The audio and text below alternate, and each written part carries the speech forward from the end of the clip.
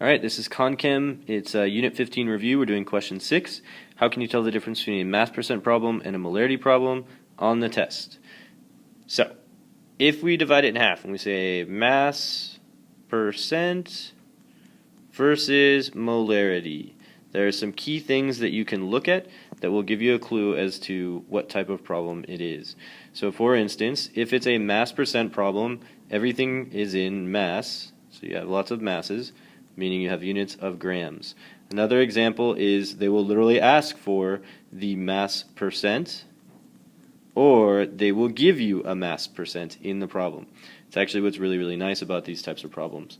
They'll also need to tell you, sometimes anyhow, they'll need to give you a volume of milliliters of solution or milliliters of solvent, either one.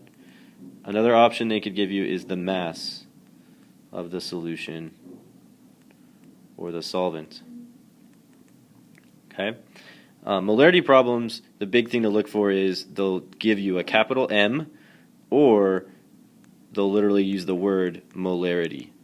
Capital M is the symbol for molarity. It means moles per liter. Okay? So no matter what, both problems talk about solutes and solvents, so those aren't really key ways of spotting them, but you really want to be looking for words like mass percent or percent versus capital M or the word molarity, or if they start talking about moles per liter.